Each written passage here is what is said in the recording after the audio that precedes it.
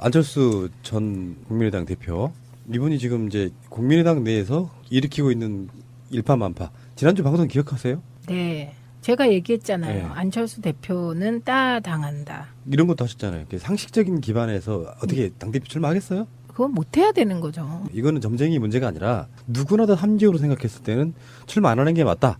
상식선에서 출마 안 할 것이다라고 얘기했는데 해버려. 그래서 깜짝 놀란 거잖아요. 세상에 이런 일이?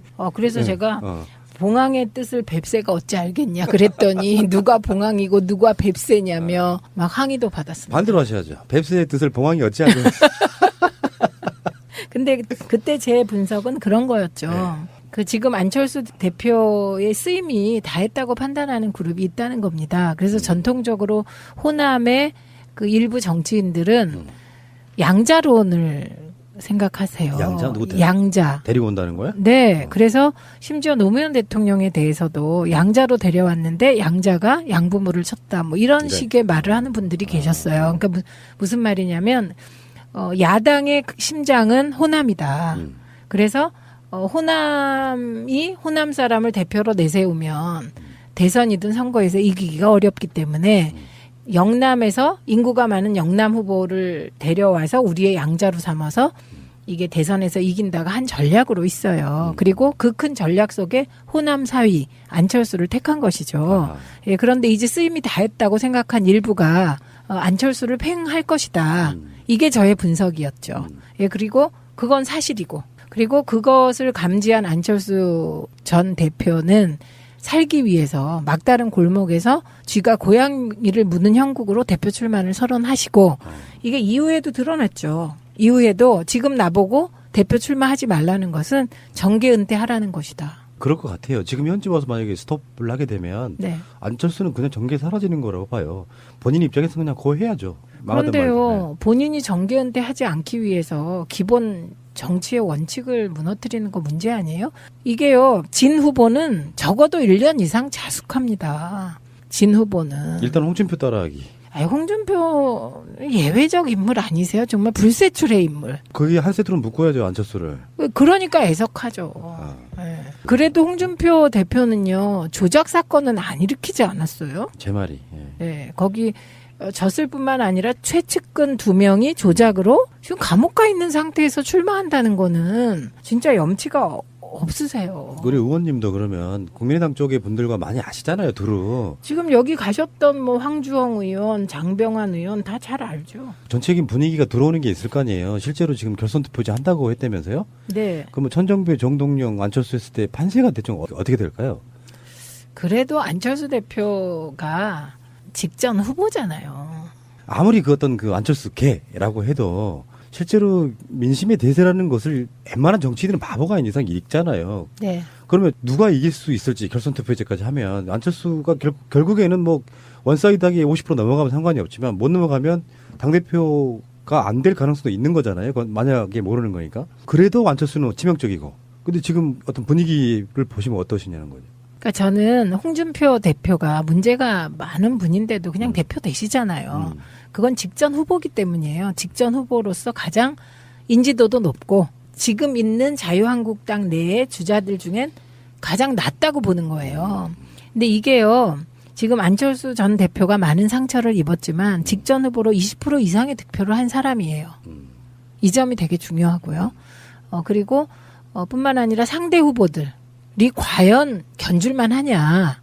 이게 같이 봐야 되거든요. 당내 기반이? 네, 당내 기반이 문제가 아니고 어차피 당대표를 뽑는 룰이 당원들만 할지 뭐 일반 시민 참여를 허용할지 그 프로테이지에 따라 다 다른 거죠. 당원 비중이 높을수록 안철수한테 유리하다. 그렇죠. 근데 대의원 비중이 높으면 네. 그건 모르죠. 안철수가 당대표가 되는 경우에도 그걸로 끝날 것 같지는 않거든요. 예, 그런 것들이 주는 예를 들면 이제는 친안패권 뭐 이런 논리가 분명히 등장할 거예요. 친한 패권이죠. 네. 거기에 등장해서 이제 또 다리 반발하는 세력들이 뭐 중간에서 당을 흔들거나 또는 뭐 최악의 경우에 감정이 너무 증폭이 되면 또 당을 쪼개져 나간다거나 이런 식으로 발전하지 않을까요? 이미 그런 조짐이 나타나고 있고요. 제가 오늘 어떤 분과 모처에서 식사를 하기로 했는데요. 점심 때 식사를 했어요.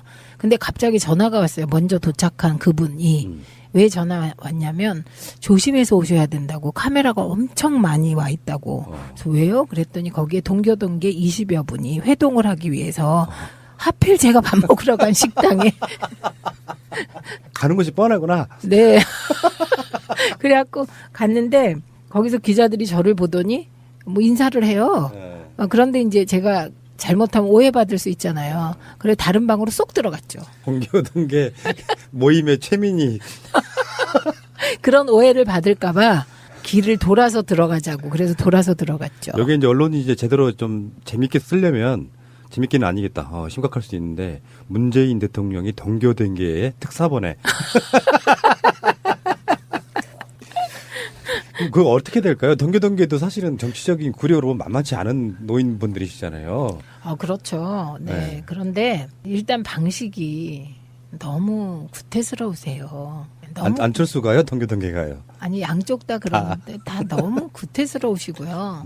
그다음에 지금 국민들이 지지율 꼴찌, 정의당보다 못한 지지율을 갖는 국민의당 당대표 경선에 뭐가 그렇게 관심이 많을까요?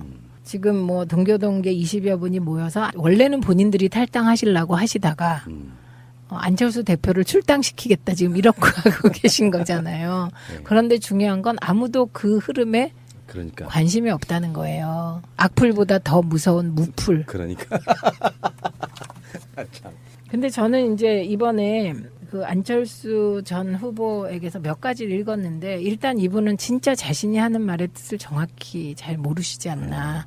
그래서 특히 이번에 극중주의라는 거 있잖아요. 네. 그러면서 극우와 극자를 배제한 극중주의를 얘기하셨는데 이건 첫째는요. 지금 88년에 페레스트로이카가 일어나면서 이게 공산권이 몰락해가고 있잖아요. 예, 그리고 이미 중국, 러시아 전부 자본주의화 사실상 된 거고 우리가 국가독점 자본주의라고 놀리잖아요. 이제 겨우 박정희 시대냐 이러면서 일부 그런 얘기를 하는 시대에 극우와 극자를 나누고 극중을 나누는 그 사고 패턴은 뭔지 모르겠습니다. 너무 구태의연하세요. 그거부터. 이거는 사실 안철수 스타일의 상업주의예요. 틈새시장이죠 뭐. 이름 그럴듯하게 붙이고. 이게 지금 바야흐로 그런 식으로 좀 과거스럽게 보자면 중간에서 약간 중도 좌 그리고 개혁 이 부분은 민주당이 선점해서 50%의 지지율로 가고 있는 거잖아요. 문재인 대통령과 민주당이.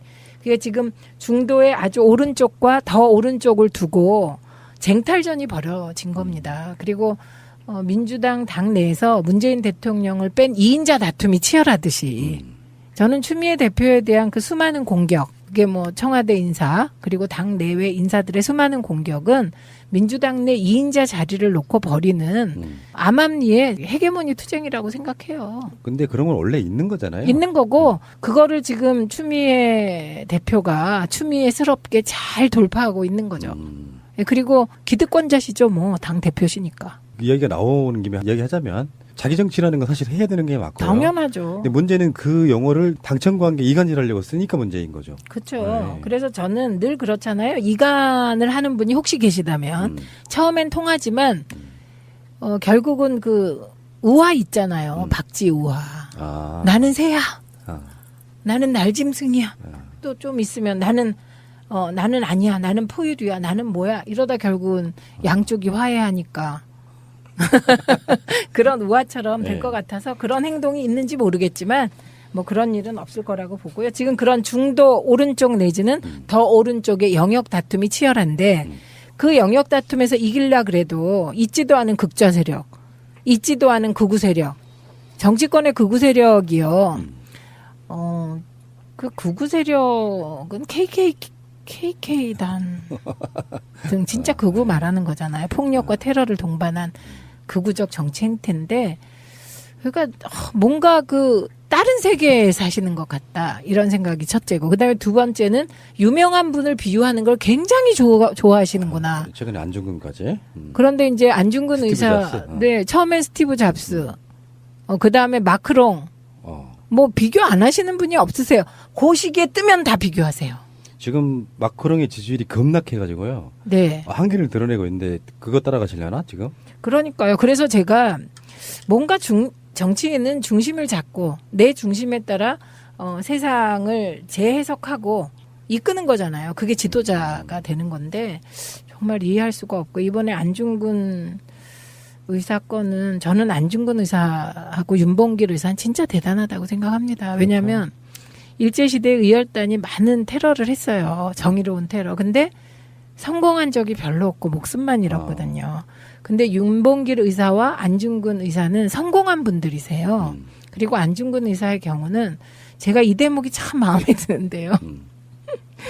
하얼빈역에서 이토 히로부미 사살할 때 총을 빵빵빵 쏴서 이토 히로부미를 죽여요. 그런데 이분이 불안했던 거예요. 이게 이토 히로부미가 아니면 어떡하지? 그래갖고 옆에 있던 분 3명을 쏴서 같이 죽인 분이에요. 네, 그런 정도의 아주 분인데 그래서 안중근 의사가 두만강을 건너올 때 그 심정은 정말 결기에 가득 차서 내가 살아선 돌아오지 않으리라고 했을 때 적은 외놈이에요. 근데 지금 안철수 전 후보가 묻지를 외놈이 없습니다. 그러니 자기가 외놈인데. 그런데 지금 뭐 문재인 대통령이라거나 같이 경쟁한 라이벌들을 그 외놈이라고 생각하시는 그 사고, 이분법 아주 곤란하죠. 국정주의가 어떻게 생각해보면은 이명박의 실용주의랑 좀 같은 말이에요. 알고 보면. 이명박 대통령의 실용주의는 이해하기는 쉽잖아요. 그러니까. 근데 극중주의. 진보 보수 신경 안 쓴다. 나는 실용적인 걸 하겠다. 그거를 다른 이름으로 이 국정주의라고 부른다고 봐요. 결론적으로 말하면. 그러니까 프나님이 제일 상식적으로 잘 해석해 주시는 거예요. 지금 뭐 외계인과 대화한 것 같다. 예. 그렇게 얘기하는 게 그 당 의원들이거든요. 알겠습니다. 기반이? 네, 당내 기반이 문제가 아니고 어차피 당대표를 뽑는 룰이 당원들만 할지 뭐 일반 시민 참여를 허용할지 그 프로테이지에 따라 다 다른 거죠. 당원 비중이 높을수록 안철수한테 유리하다. 그렇죠. 근데 대의원 비중이 높으면 그건 모르죠. 안철수가 당대표가 되는 경우에도 그걸로 끝날 것 같지는 않거든요. 예, 그런 것들이 주는 예를 들면 이제는 친안패권 뭐 이런 논리가 분명히 등장할 거예요. 친한 패권이죠. 네. 거기에 등장해서 이제 또 다리 반발하는 세력들이 뭐 중간에서 당을 흔들거나 또는 뭐 최악의 경우에 감정이 너무 증폭이 되면 또 당을 쪼개져 나간다거나 이런 식으로 발전하지 않을까요? 이미 그런 조짐이 나타나고 있고요. 제가 오늘 어떤 분과 모처에서 식사를 하기로 했는데요. 점심 때 식사를 했어요. 근데 갑자기 전화가 왔어요. 먼저 도착한 그분이. 왜 전화 왔냐면 조심해서 오셔야 된다고 카메라가 엄청 많이 와 있다고. 그래서 왜요? 그랬더니 거기에 동교동계 20여 분이 회동을 하기 위해서 하필 제가 밥 먹으러 간 안철수 전 국민의당 대표 이분이 지금 이제 국민의당 내에서 일으키고 있는 일파만파 지난주 방송 기억하세요? 네. 제가 얘기했잖아요. 네. 안철수 대표는 따당한다. 이런 것도 하셨잖아요. 상식적인 기반에서 어떻게 당대표 출마하겠어요? 그건 못해야 되는 거죠. 이거는 점쟁이 문제가 아니라 누구나 다 합리적으로 생각했을 때는 출마 안 하는 게 맞다. 상식선에서 출마 안 할 것이다라고 얘기했는데 해버려. 그래서 깜짝 놀란 거잖아요. 세상에 이런 일이? 그래서 제가 봉황의 뜻을 뱁새가 어찌 알겠냐 그랬더니 누가 봉황이고 누가 뱁새냐며 막 항의도 받았습니다. 반대로 하셔야죠. 뱁새의 뜻을 봉황이 어찌 알겠냐. 근데 그때 제 분석은 그런 거였죠. 그 지금 안철수 대표의 쓰임이 다 했다고 판단하는 그룹이 있다는 겁니다. 그래서 전통적으로 호남의 그 일부 정치인들은 양자론을 생각하세요. 양자? 누구 양자. 데리고 온다는 거야? 네. 그래서 심지어 노무현 대통령에 대해서도 양자로 데려왔는데 양자가 양부모를 쳤다. 뭐 이런 식의 말을 하는 분들이 계셨어요. 그러니까 무슨 말이냐면 야당의 심장은 호남이다. 그래서 호남이 호남 사람을 대표로 내세우면 대선이든 선거에서 이기기가 어렵기 때문에 영남에서 인구가 많은 영남 후보를 데려와서 우리의 양자로 삼아서 이게 대선에서 이긴다가 한 전략으로 있어요. 그리고 그 큰 전략 속에 호남 사위 안철수를 택한 것이죠. 예, 그런데 이제 쓰임이 다 했다고 생각한 일부가 안철수를 팽할 것이다. 이게 저의 분석이었죠.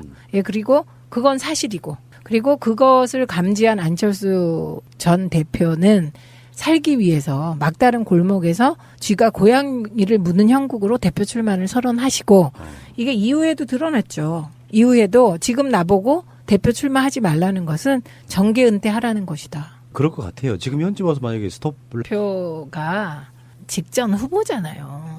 아무리 그 어떤 그 안철수 개라고 해도 실제로 민심의 대세라는 것을 웬만한 정치인들은 바보가 아닌 이상 읽잖아요. 네. 그러면 누가 이길 수 있을지 결선 투표제까지 하면 안철수가 결국에는 뭐 원사이드하게 50% 넘어가면 상관이 없지만 못 넘어가면 당대표가 안 될 가능성도 있는 거잖아요. 그건 만약에 모르는 거니까. 그래도 안철수는 치명적이고.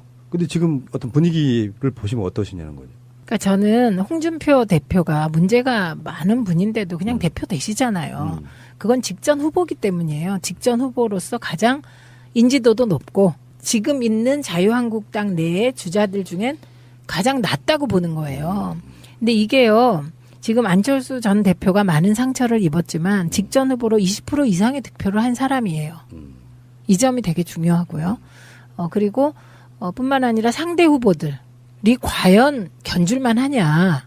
이게 같이 봐야 되거든요. 당내 하게 되면 네. 안철수는 그냥 정계에 사라지는 거라고 봐요. 본인 입장에서 그냥 고해야죠. 망하든 그런데요. 말든. 본인이 정계 은퇴하지 않기 위해서 기본 정치의 원칙을 무너뜨리는 거 문제 아니에요? 이게요. 진 후보는 적어도 1년 이상 자숙합니다. 진 후보는. 일단 홍준표 따라하기. 아니, 홍준표 예외적 인물 아니세요? 정말 불세출의 인물. 거기 한 세트로 묶어야죠, 안철수를. 그러니까 애석하죠.